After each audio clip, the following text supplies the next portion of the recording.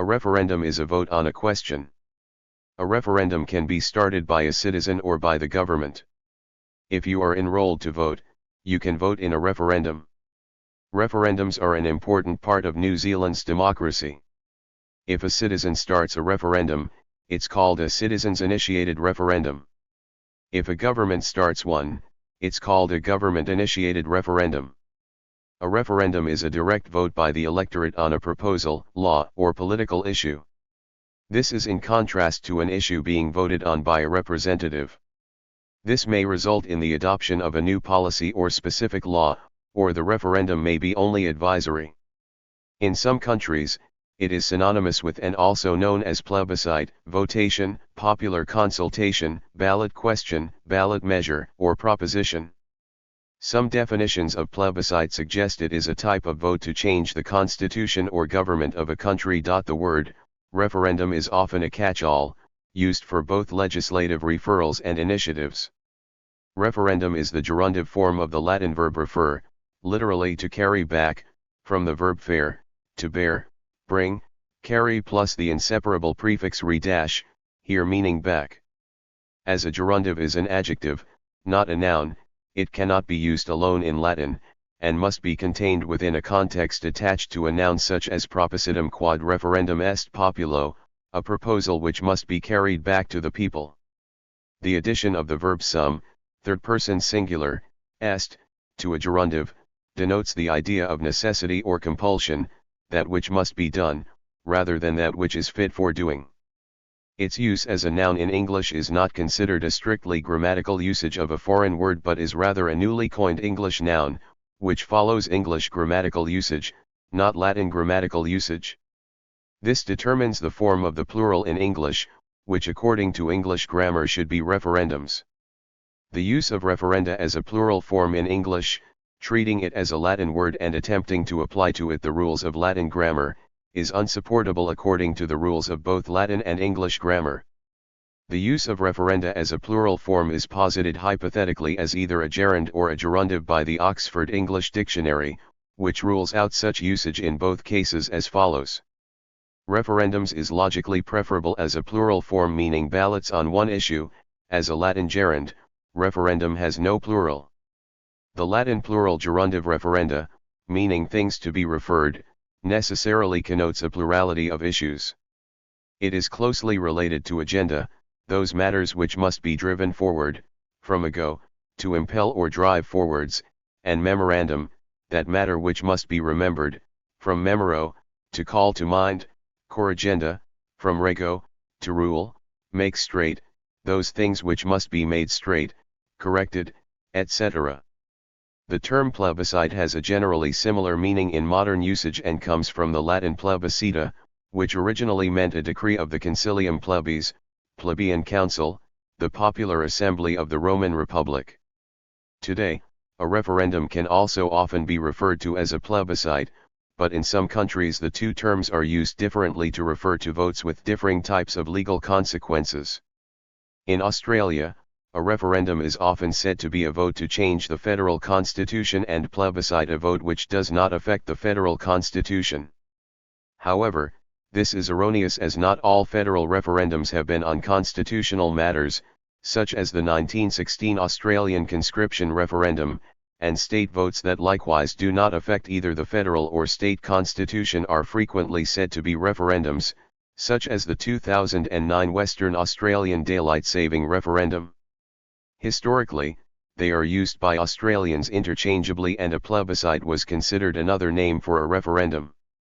In Ireland, plebiscite referred to the vote to adopt its constitution, but a subsequent vote to amend the constitution is called a referendum, as is a poll of the electorate on a non-constitutional bill.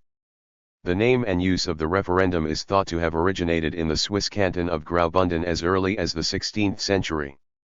After a reduction in the number of referendums in the mid-20th century, the referendum as a political tool has been increasing in popularity since the 1970s. This increase has been attributed to dealignment of the public with political parties, as specific policy issues became more important to the public than party identifiers. The term referendum covers a variety of different meanings, and the terminology is different depending on the us that holds them. A referendum can be binding or advisory. In some countries, different names are used for these two types of referendum. Referendums can be further classified by who initiates them.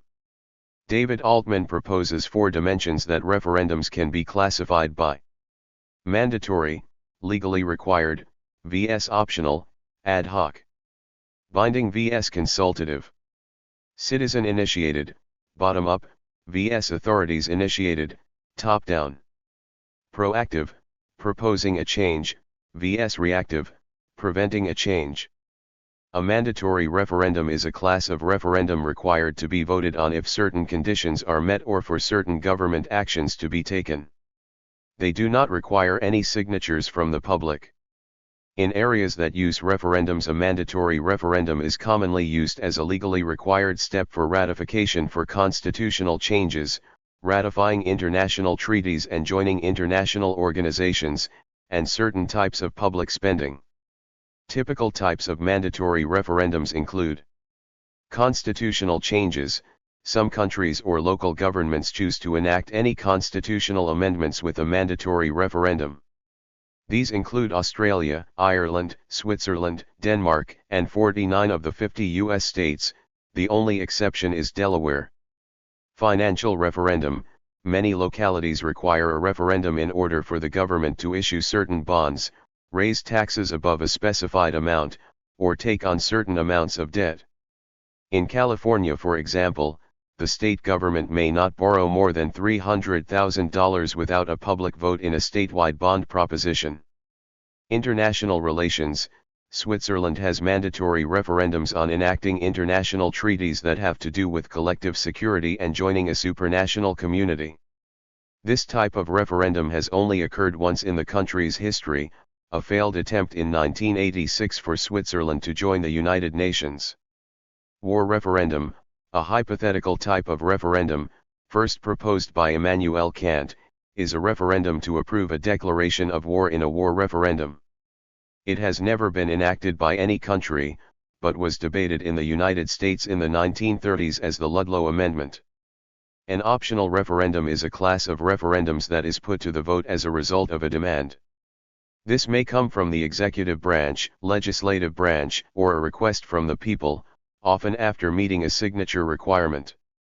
Types of optional referendums include authorities plebiscite, also known as a legislative referral, are initiated by the legislature or government. These may be advisory questions to gauge public opinion or binding questions of law. Popular initiative or initiative referendum, a citizen-led process to propose and vote on new laws. Popular referendum, a citizen-led process to oppose and strike down existing laws. Recall referendum, a procedure to remove elected officials before the end of their term of office.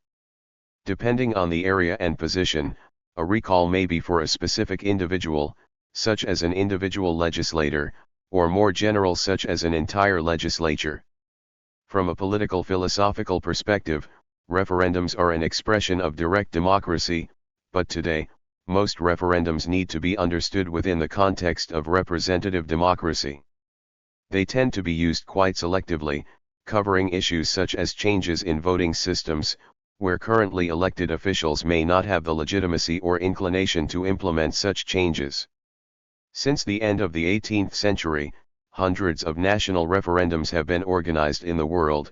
Almost 600 national votes have been held in Switzerland since its inauguration as a modern state in 1848. Italy ranks second with 78 national referendums, 72 popular referendums, 51 of which were proposed by the Radical Party, 4 constitutional referendums, 1 institutional referendum and 1 advisory referendum. A civil rights referendum or human rights referendum is any act of direct democracy which allows for a vote on the granting or amendment of current civil rights, liberties, or associations as recognized by a government. Such referendums have frequently been proposed as a means by which the majority of the voting public in a polity, rather than the judicial or legislative chambers of government, could determine what the state should recognize or carry out, While such referendums have been strongly criticized by civil rights organizations and professional bodies as means by which the majority of the public could vote on the rights of a vulnerable minority according to contemporary prejudices. The financial referendum, also known as a budget referendum, is a form of the referendum and an instrument of direct democracy. It always relates to parts of the public budget of a government and allows citizens to vote directly on individual budget items. A mining referendum is a direct and universal vote in which an entire electorate is invited to vote on a mining proposal.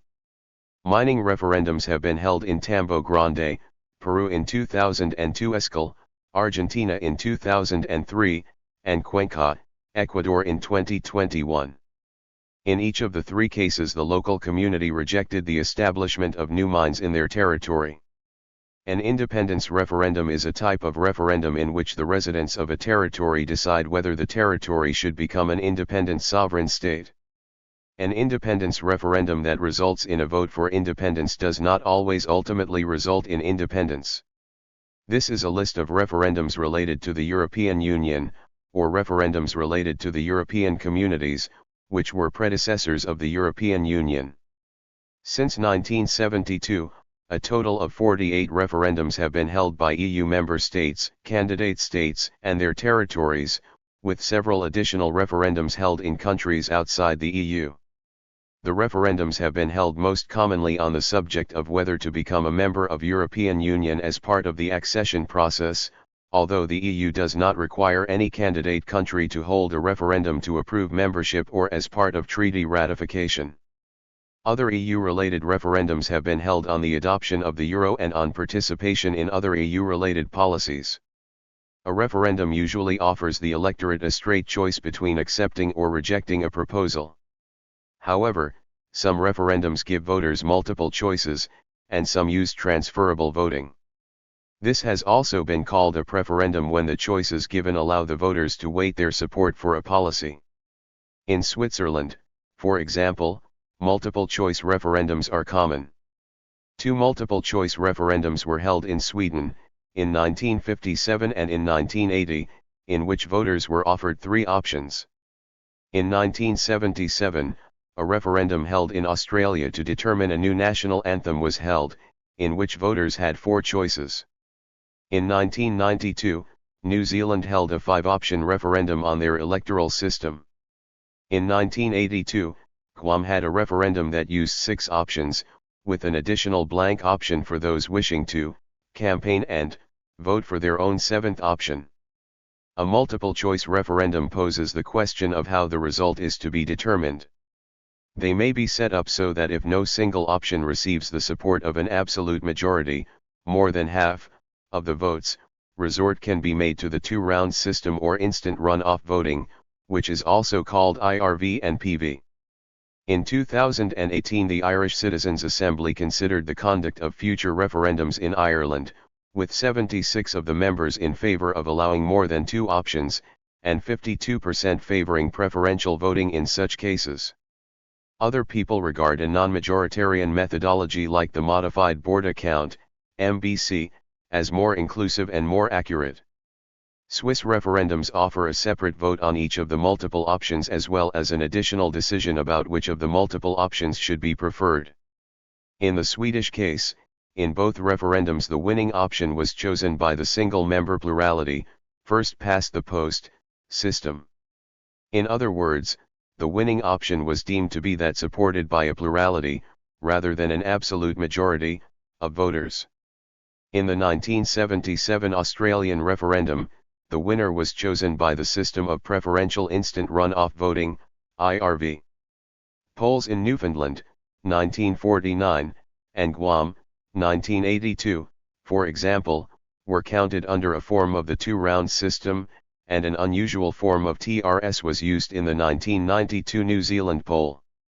Although California has not held multiple-choice referendums in the Swiss or Swedish sense, in which only one of several counter-propositions can be victorious, and the losing proposals are wholly null and void, it does have so many yes or no referendums at each election day that conflicts arise.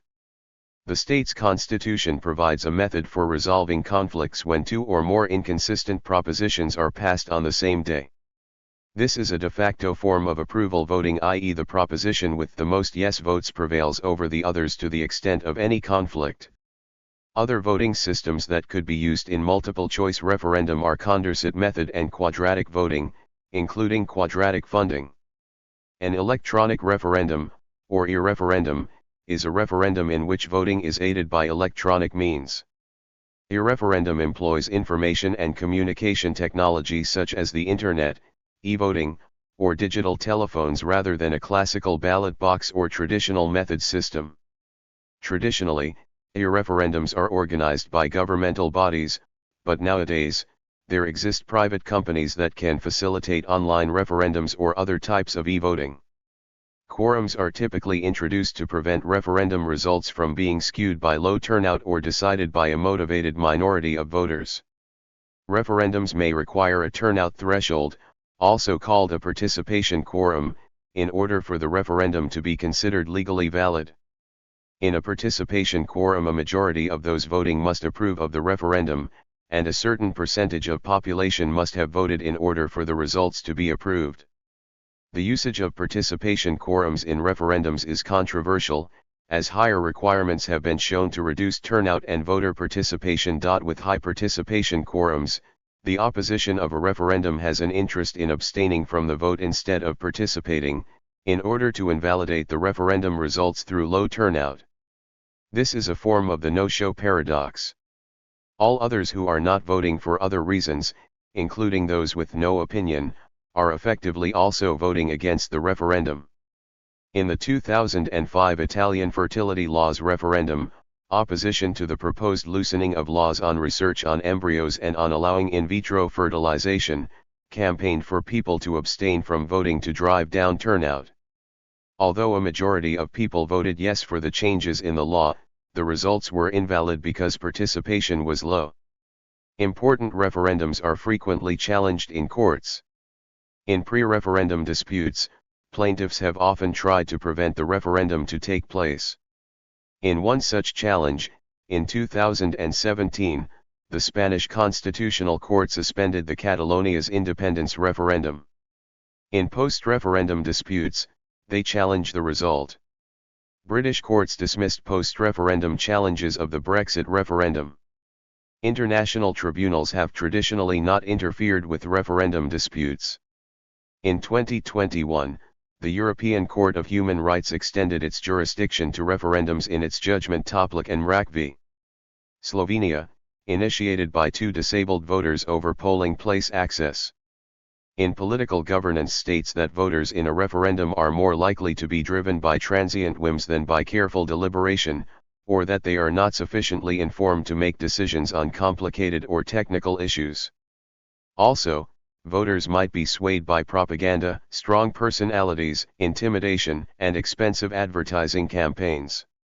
James Madison argued that direct democracy is the tyranny of the majority.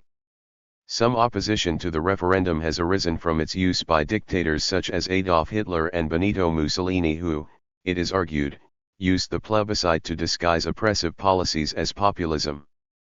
Dictators may also make use of referendums as well as show elections to further legitimize their authority, such as Antonio de Oliveira Salazar in 1933, Benito Mussolini in 1934, Adolf Hitler in 1934, 1936, Francisco Franco in 1947, Park Chung-hee in 1972, and Ferdinand Marcos in 1973. Hitler's use of plebiscites is argued as the reason why, since World War II, there has been no provision in Germany for the holding of referendums at the federal level. In recent years, referendums have been used strategically by several European governments trying to pursue political and electoral goals. In 1995, John Bruton considered that all governments are unpopular. Given the chance, people would vote against them in a referendum. Therefore, avoid referendums. Therefore, don't raise questions which require them, such as the big versus the little states. Some critics of the referendum attack the use of closed questions. A difficulty called the separability problem can plague a referendum on two or more issues. If one issue is in fact, or in perception, related to another on the ballot, the imposed simultaneous voting of first preference on each issue can result in an outcome which is displeasing to most. Several commentators have noted that the use of citizens' initiatives to amend constitutions has so tied the government to a jumble of popular demands as to render the government unworkable. A 2009 article in The Economist argued that this had restricted the ability of the California state government to tax the people and pass the budget, and called for an entirely new Californian constitution. A similar problem also arises when elected governments accumulate excessive debts. That can severely reduce the effective margin for later governments. Both these problems can be moderated by a combination of other measures as strict rules for correct accounting on budget plans and effective public expenditure, mandatory assessment by an independent public institution of all budgetary implications of all legislative proposals, before they can be approved, mandatory prior assessment of the constitutional coherence of any proposal, interdiction of extra budget expenditure. Taxpayers anyway have to fund them. Thank you for watching this video.